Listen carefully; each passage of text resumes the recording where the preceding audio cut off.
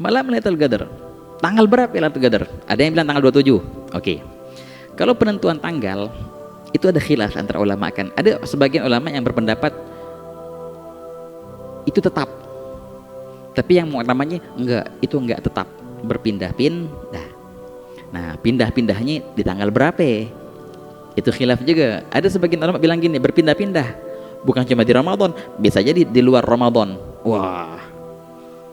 Tapi itu jarang katanya terjadi di luar Ramadan, dan itu pendapat yang lemah.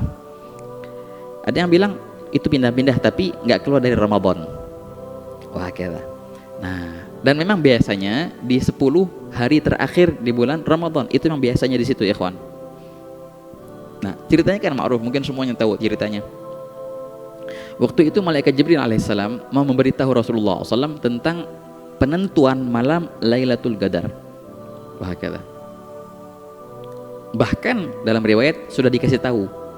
Tapi apa yang terjadi? Ada 2 orang yang berselisih. Ada 2 orang yang berantem.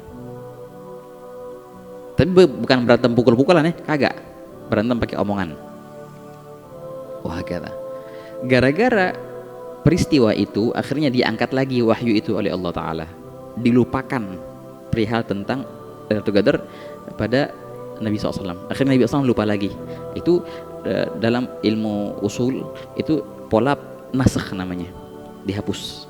Nabi lupa, itu berarti emang dihapus wahyu itu. Padahal Nabi sudah tahu, dilupakan kembali. Akhirnya Nabi SAW keluar. Tahu-tahu lihat orang berselisih, gara-gara ini diangkat lagi akhirnya perihal tentang Lailatul Qadar. Wah, kata ikhwan. Makanya perselisihan itu dampaknya negatif, bukan hanya di orang yang berselisih, di lingkungan sekitar juga jadi negatif akhirnya gara-gara orang yang berselisih. Makanya ikhwani, jangan berselisih ya, damai ya, jadi damai, jangan berselisih, kesian yang lain berdampak gara-gara perselisihan kita. Nah, begitu. Tapi ada hikmahnya juga ikhwan, gara-gara diangkat penentuan malam Lailatul Qadar, akhirnya kita yang disuruh nebak, kita disuruh nyari. Kata akhirnya lebih fokus untuk ibadah di bulan Ramadan penuh. Dan Nabi SAW bersabda bahwasanya iltamisuha fil ashril awakhir, carilah malam itu di 10 malam terakhir. Nah, di sini baginda SAW pernah menyebutkan tanda-tanda. Dalam suatu riwayat baginda SAW menyebutkan bahwasanya itu adalah malam yang pagi harinya kita akan sujud di tanah yang basah, kata Nabi SAW. Sahabat bingung, maksudnya apaan? Tahu-tahunya pada malam 21 hujan. Hujan ya. Nah, kalau masjidnya Rasulullah atapnya bukan kayak gini, atapnya pakai apa tuh? Daun-daun korma itu. Nah, jadi kalau hujan ya bocor gitu. Dan apa namanya? Alasnya nggak pakai permadani, kagak, tanah. Kan begitu kan, rumahnya Rasulullah begitu. Rumah Rasulullah nggak pakai balat, nggak pakai apa tuh marmer, kagak. Rumah Rasulullah alasnya tanah gitu. Dan begitu rumah sahabat yang dulu. Dan ini masih ada ya ikhwan, beberapa rumah kita lihat di Zabid kayak gitu, alasnya tanah tapi dirapiin sama di tanahnya gitu.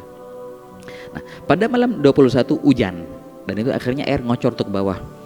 Akhirnya pas salat subuh, Nabi SAW pas salam, di sini ada bekas tanah basah di dahi Rasulullah SAW.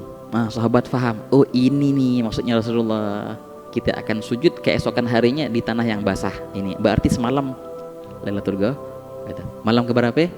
21. Itu dari riwayat. Tapi ada beberapa riwayat yang lain yang Nabi SAW mengkabarkan kepada Sayyidah Aisyah tentang Lailatul Qadar. Tahu-taunya itu malam ke-19. Makanya Sayyidah Aisyah radhiyallahu anha lebih condong ke pendapat itu malam ke-19. Itu pendapatnya Sayyidah Aisyah, dan itu dipegang kuat oleh Al-Habib Ali bin Muhammad Al-Habsyi, Sahibul Maulid, berpendapat 19 Ramadan. Ada lagi yang berpendapat itu malam tanggal 27, dan ini mayoritas sahabat bilang itu tanggal 27. Ibnu Abbas bilang tanggal 27, juga Ubay bin Ka'ab dibilang apa namanya tanggal 27, wahakadha apa namanya. Dan di antara dalil yang yusta'nasu bih, di tanggal 27 itu. Memang kalau kita hitungin surat Al-Qadr, Inna Anzalna, ada berapa kalimat semuanya? Ada 30 kalimat itu surat. Dari awal sampai akhir itu 30 kalimat. Nah, ketika kalimat salamun hiya hatta matla'il fajr, salamun hiya. Hiya itu kalimat ke-27.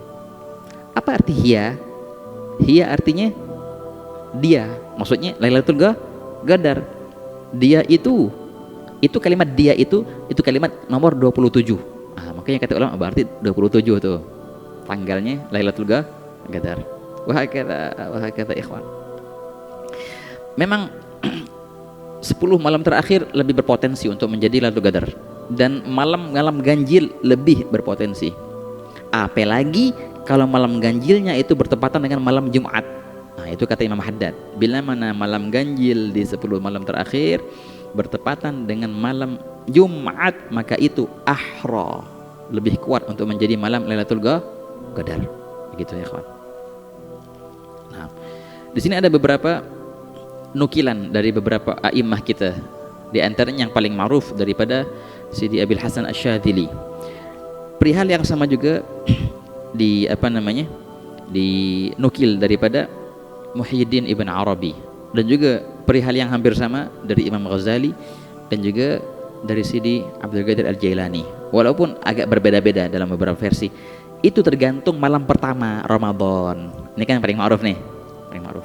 Kalau malam pertamanya malam Minggu contohnya, berarti tanggal 29 malam Lailatul Qadarnya.